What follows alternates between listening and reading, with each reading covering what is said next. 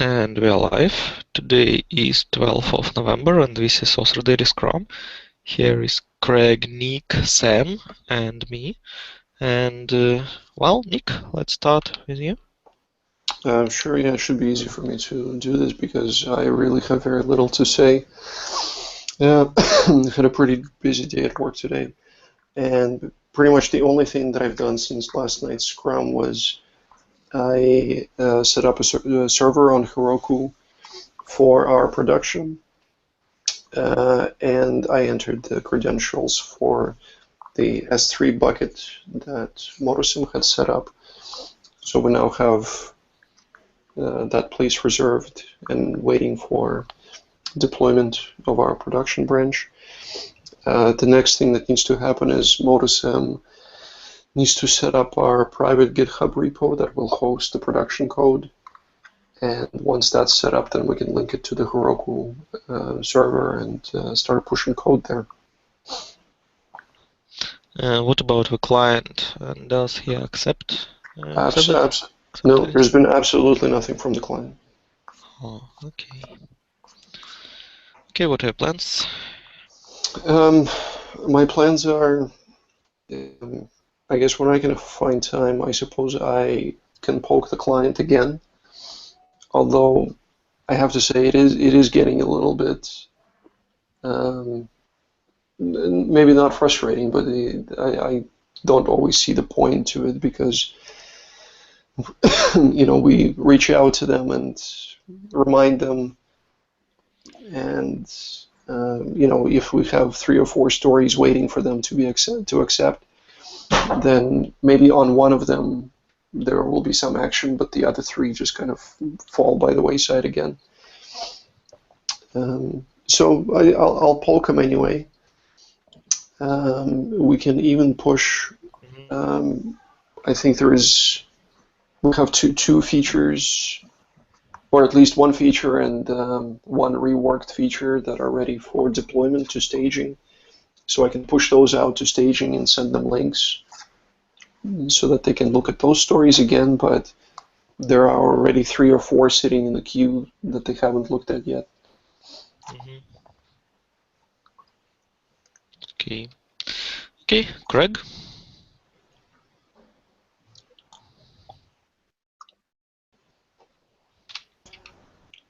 Craig? Hey, I just got home. Hey, Brian. Hey, Brian. Yeah. Well, yeah. Craig maybe have microphone muted, I don't know. Brian, when your turn, you're just in time. Okay. I just turned the computer on. Let's see. I got 170 done with all of its subtasks with a minor hiccup. So on the filtering, when somebody filters something and then they click clear filters, apparently clicking the clear filters effectively is going to take them to another page instead of just clearing the filters out. And I tracked it down to a problem that's actually an active admin itself. So there's different ways we can go about working on that. I think at this point it looks like we have 3 options. We can either leave it like it is, since it wasn't specifically a requested feature, to unfilter things, only to filter things the way I read the story. Or we could monkey patch active admin, or we could submit a pull request to active admin to actually fix the problem. So I was kind of thinking the third option, but I'm open to suggestions. Well, the third option I expect would be the longest, even if it actually does lead to a resolution. I agree, 100%.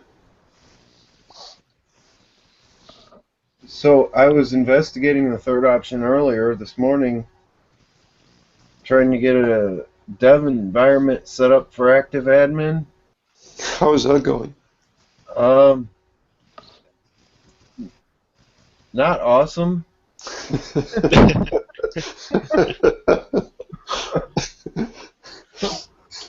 It's not going awesome. It could be better. I'm actually starting the VM right now. I don't remember where I was at. Okay, so I just got Rails server running. And the test suite. So I might be close. I don't know. It's been a few hours since I worked on it. Brian, what about this story about start and end date to sponsorship? Yeah. So somebody contacted me earlier. I think he was in one of the scrums. Who was that? I think we've discussed that yesterday, but since that no one takes it, I'm just wondering how long does it take for you to finish this 168 2-point story? It seems that done. somewhere It's done? we underestimated. Yes, we did. Yeah, there were a lot of problems I encountered with that. It was such a beautiful small story. I know. Okay, so you don't know, you don't have a forecast when you will finish it, right? Which one? Well, Ordering of Orphans. That one's done. No, you said that there is a problem with filter. No, the filtering works. It's the unfiltering. So there's a button that says clear filters. You can put your filters Yes, in. so you can do filter, but you cannot undo it. You have a problem that you go to new page, right? Right, you can unfilter it, but then you're just taken back to the orphan index. Then you have to go back to sponsor, click on your sponsor, then click link to orphan again to get back to that page. Okay. We can separate it as a different story then. And we need to close that 178, show it to the client, and then discuss what to do next. And if you finish this story, you definitely can take that start and end date and finish it. Brian? Yep. I'm I here. agree with it. I mean, Yes. yeah, so you will take a start date and end date. Yep. Okay. Greg? Yep. Can you hear me now? Yep. Cool. Try. I've submitted a pull request for putting indexes on the Postgres tables, unique indexes for any field that's unique in Rails. And just before the Hangout started to look at the pull requests that we've got in there, but haven't got very far. What are your plans? I may look at Orphan Importer next because Multisum's pushed more code and it looks like his part of Orphan Importer's done, so that refactoring may be back to being a viable proposition to work on. Okay. Okay. So interesting. Does we have we made any step in order to finish our sprint and phase 0 from yesterday or not? I don't understand the question. I mean that we have like 3 more days to finish that story which we took and like close our phase, and I'm trying to understand how far we from the goal and what happened for this 1 day. Like I see that this feature is still in code review phase, and this one is still in code review, and this one still wasn't in progress. and I'm trying to figure out what we Okay, well, actually I've need. just explained that I'm just about to look at Multisum's pull request. So that's 221. So we are going to finish it soon. Well, it depends on code review. Yeah, that's true. Okay. Okay. Well, Sam, do you have what to say us? Hmm.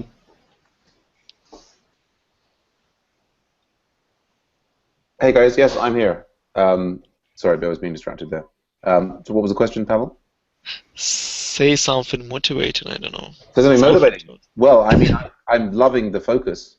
It's great to, come in and see, you guys working with the OSRA Scrum board and so on there. It's I'm busy going around bigging up the OSRA project to everyone I meet really, and it's great to see, you've got Brian's joined the team, and it does sound frustrating what you described there, Nick, that the clients, you're not getting as much feedback from the clients as you might like, and I sympathize with that situation. I guess did I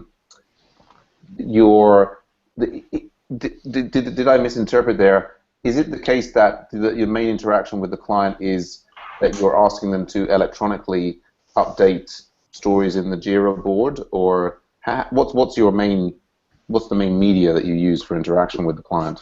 We have a Google Plus group Mm-hmm. where we interact with them. So we usually, once a bit of code has been pushed to staging, Mm-hmm. I write up each individual feature that has been delivered since the last time, and give them links and instructions on how to actually test that feature.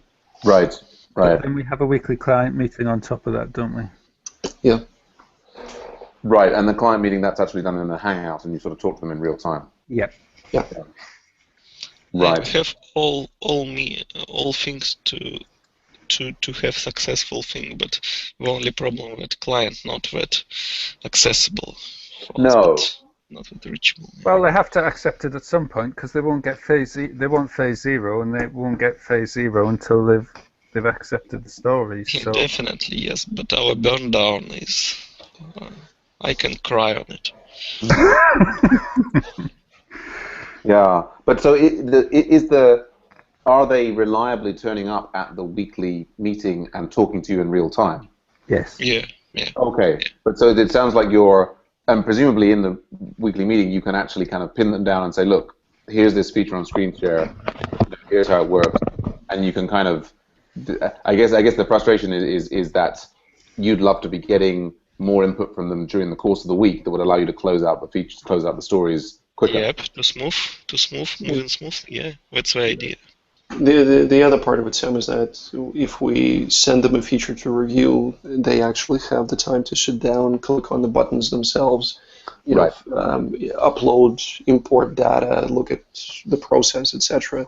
If we do it the same way that we've implemented the thing, which may not exactly reflect the workflow that they're thinking of. Yes, no, absolutely. I take the point. In local support, the way we do it is, I mean, the customer in principle always has access to the system, but I basically don't ask them to look at any features until I'm there to sort of present it in person.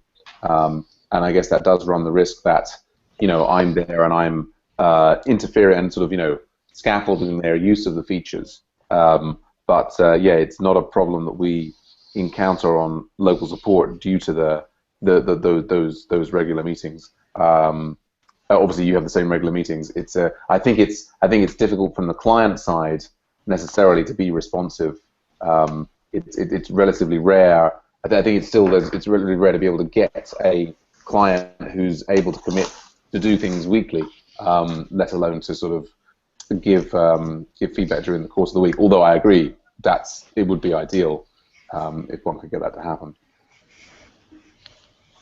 The last 2 client meetings, I think we didn't actually. We showed them a few stories, but we didn't expect them to accept them in real time because we gave them an opportunity to test drive them themselves and accept them later. Right. We should have pressured them a little bit more.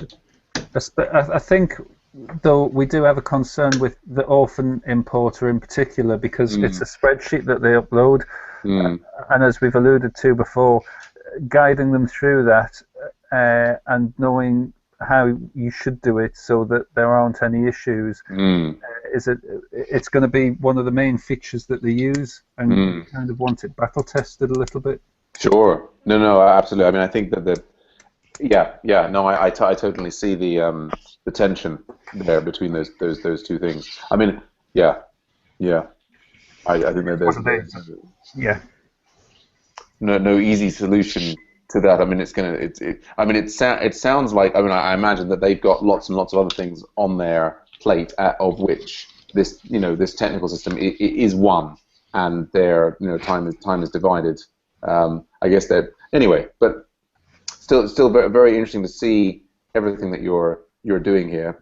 Please do pardon my intrusion on your very focused Scrum. It's great. We're having the other Scrums at the moment are relatively empty, so it's great to come in and see you guys collaborating together and making progress here. So how variable are Scrums at the moment, Sam? Well, it's interesting. I mean, we just had the weekly meeting, which was quite well attended actually, because we've just started to have an influx of new people from the MOOC and from some of other associated classes. There seems to have been a particular problem with the Americas Scrum in the last 3 or 4 weeks, I would say, due partly to time changes, to confusion, over the time. Also, the problems that we've had with the changes in Google Hangout API. It sort of seems like I'm not sure that the Americas Scrum at the time that it's currently at is necessarily a particularly good time for anyone at the moment. We have often the Euro Asia Scrum tends to be myself and Thomas. Thomas is away this week. I've had a few other people in, and I'm not. David Corking's running the Euro Scrum, and he has a couple of people in there. I mean, the local support is nicely as active as OSRA is, but the people involved in it are kind of in a different. They're not really able to make the Scrums that I run, so I'm having all my interactions with them in a sort of offline, asynchronous capacity. That's so good. Yeah, I mean, we're still, we've been making great progress on the project. Yes, I mean, what it makes me wonder is, should we reduce the overall number of Scrums, because there's a certain amount of effort that goes into maintaining them. When I previously suggested that to Thomas, I think he didn't immediately like the idea. I think he wants to kind of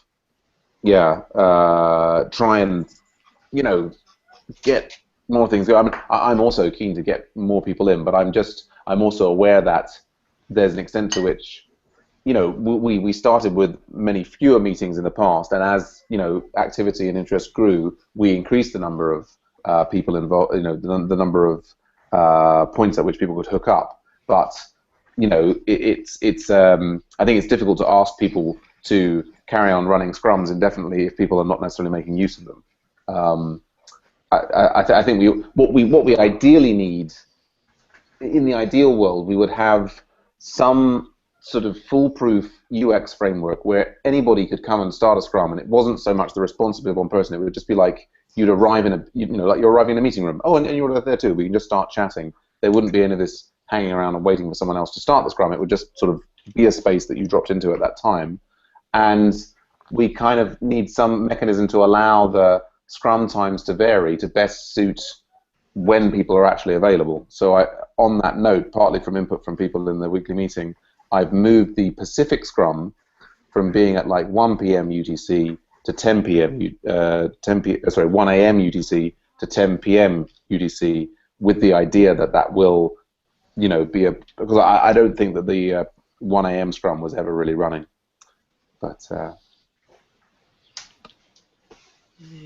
10 p.m. UTC.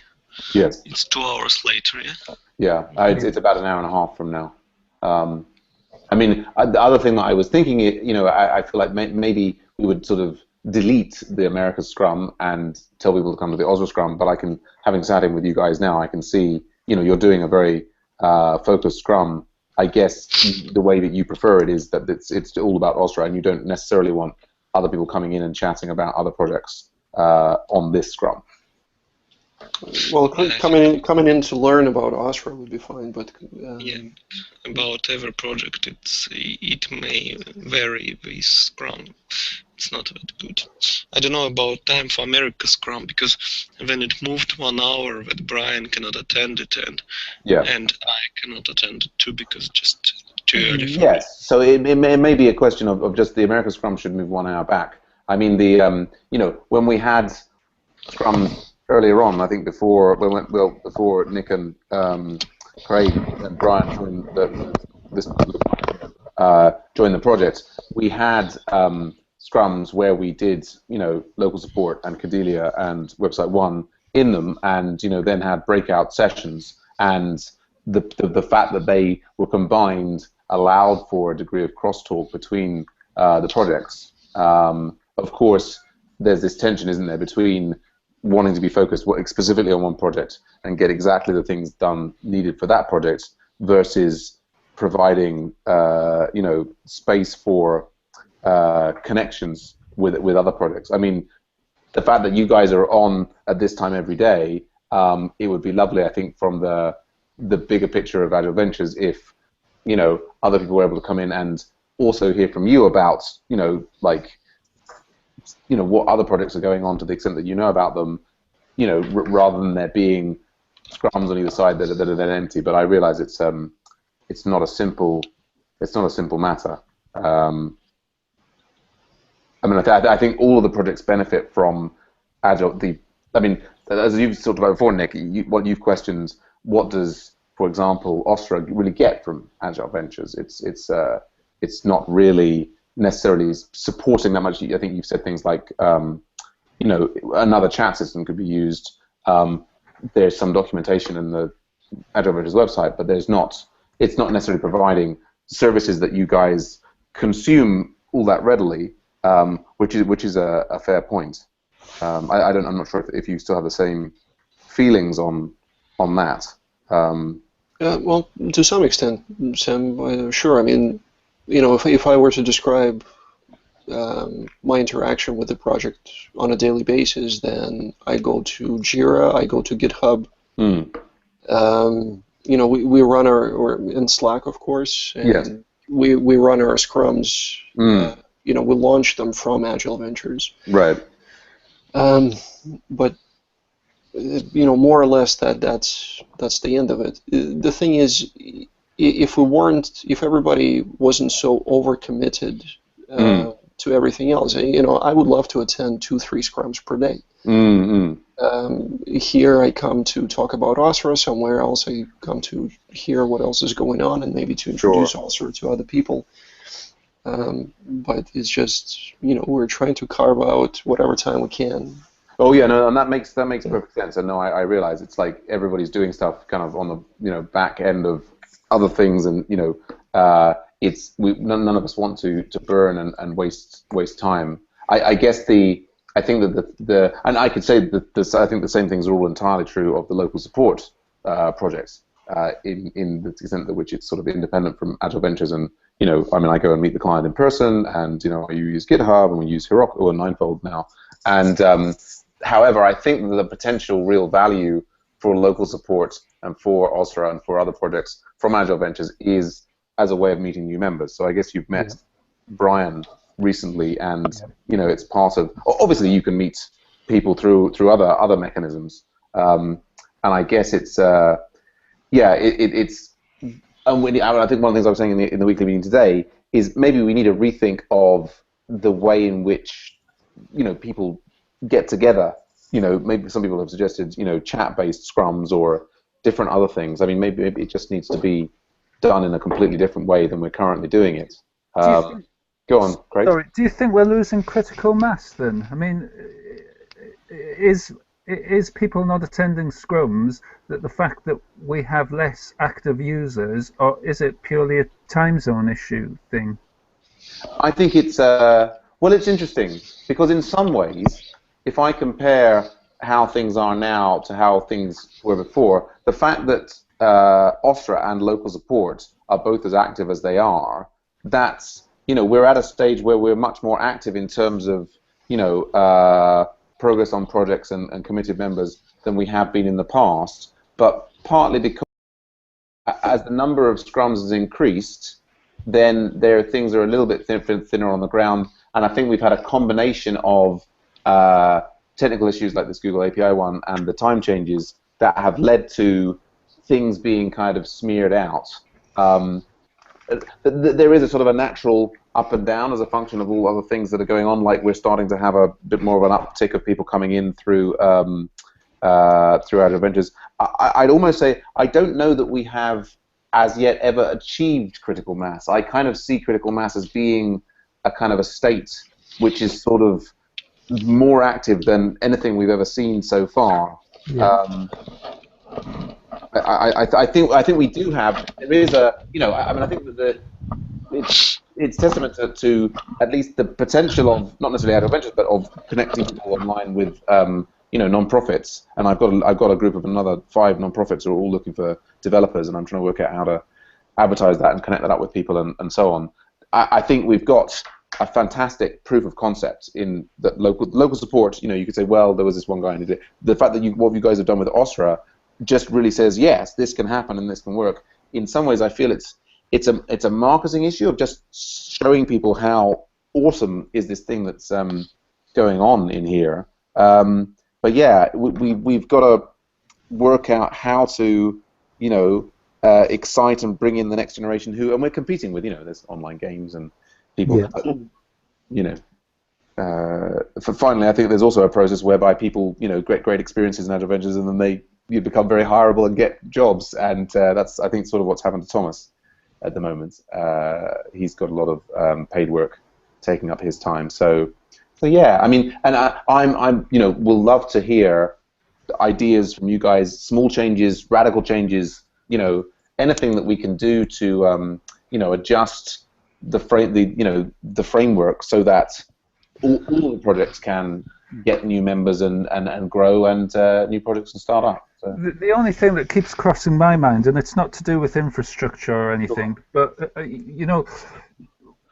it's to do with, I guess, the quality of leads that we get in. Yeah. And by quality, I don't mean capability. I mean their tendency to stick around after they've popped their head in. And yes. It seems to me that one of the problems that you have that grinds you to a halt is that you get lots of people turning up, and you invest quite a bit of time showing them around and everything. Yes. And then you never see them again. Yes. And I don't necessarily have a solution. No. If you could improve reduce the number of people coming in even, but increase your or reduce your churn, then you've got a much more viable proposition, haven't you? Yes, indeed. I mean, I think, and that's something that, for example, the company that I'm doing a lot of work for now here, this Makers Academy in London, they bring people in and they, work at a much higher efficiency because they filter. There's a sort of, it's a selective process of they only allow very committed people to get involved, and as a result, you have very, very high efficiency interactions with all of these very committed people. And no, it is. I mean, I think it's when you mentioned technical lead, or for one, I think there's one is, we need good successful projects need good project managers. So one, there's a process of identifying those people. But yes, I think for all projects, developers will get tired of evangelizing their project and showing people the whole thing and getting them all set up to only have having put all that effort in for that person to wander off. So I mean, the other thing that I do think about is some kind of payment framework whereby, for example, non-profits would be paying to list on Agile Ventures to gain the benefits from Agile Ventures, or there would be some small membership fee for members or something. I mean, it kind of goes against my MOOC motives, which are to we should make it all available for everybody who wants it, irrespective of their ability to pay for it. it's maybe there should be an exam or something. I don't know. Maybe graduating from the MOOC is required, or I don't know. Yeah, I'm absolutely. I'm all ears for ideas about how to make the process more efficient for everyone. And yeah, I would echo what Craig has said, is that I would focus more on retention rather than recruitment. right. So, to me, what kept me on Agile Ventures after I joined was the ability to join Website One and to work with primarily with Yarrow at the time, who was himself very much enthusiastic, engaged, and willing to spread that around. So if there are core projects for which that kind of persons exist who are available to take in new people and really, not just, I would say that, Brian, correct me, well, maybe not correct me, but I would say that as OSRA team, we actually haven't done a very good job with Brian and Alex, our two new members, because there have been essentially no pairing sessions that we've been able to, really sit down and, first of all, convey our enthusiasm, and second of all, introduce them to the code base, etc. So the fact that they've stuck around, I think, says more about them than it does about us. But I think it would be fantastic to have people who are available a lot. Because that's what he was. He was available pretty much the entire and I think if we had, for example, a grant or some sort of funding that allowed us to pay people to basically be online and greet people and be enthusiastic. Yeah. But it goes back to what you said. If there are project leads, what it makes me wonder is, sorry, go on, Nick. Well, just reiterating what you said. If there are project leads who are very capable, very engaged, and they sort of spread that to other people, then indeed. It makes me think. What was I just saying? I wonder, should we go the other way? Should all of the scrums be particular project scrums?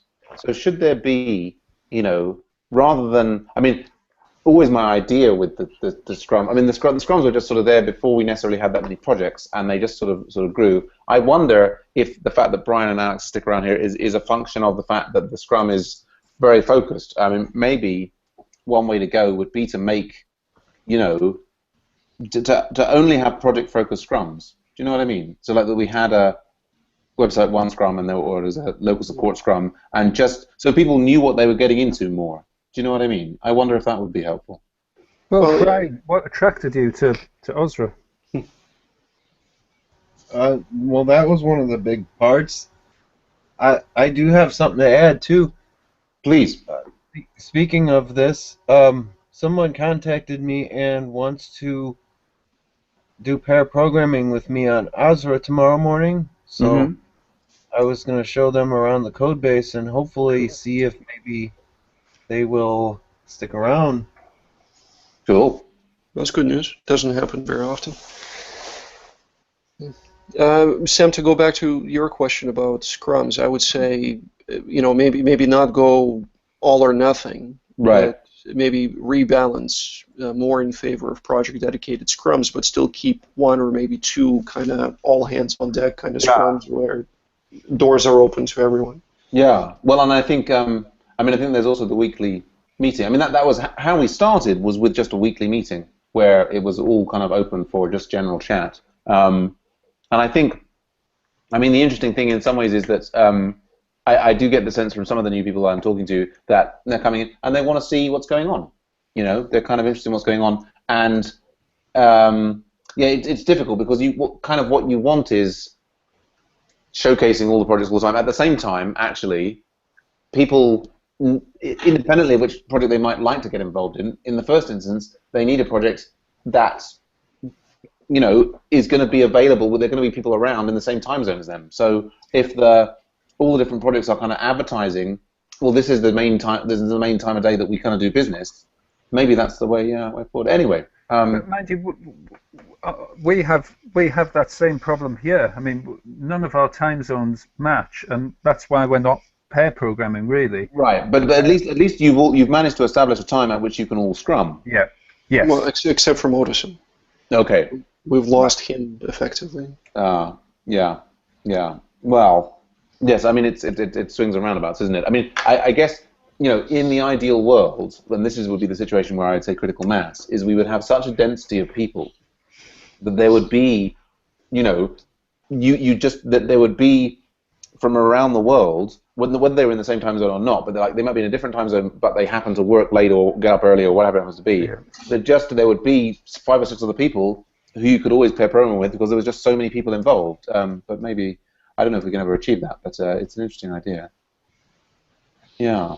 Well, it's great. It's great chatting with you guys. I hope I haven't inadvertently lengthened your scrum and taken up too much of your valuable time. It's been wonderful to see you guys in action, and it gives me a lot of food for thought about ways in which we can tweak the community going forward. Okay, thank you, Sam. Okay, guys, any other questions to discuss regarding our project now? I don't think so. I don't have anything to do, but that's... What do you mean you don't have anything to do? Oh, Nick, kind of. Enjoy the boredom. Good. Joking. Good night. Well, no, seriously, I don't have that much to do at the moment. Actually, maybe Craig, Brian, you can give me some feedback on this story to introduce fixtures. Motorsim mentioned the idea of introducing fixtures for branches and organizations as well. What do you think? Nick, but maybe if you really have time, maybe it's better for you to take the story start and then date. Maybe you can make it faster, I don't know. Because Brian still has problem with filtering, and maybe then Brian can do it filtering. The problem with filtering is not going to be resolved in our application.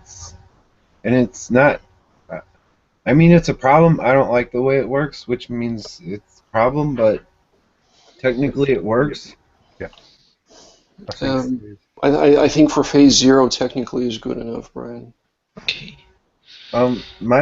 My plan was to move to the 208.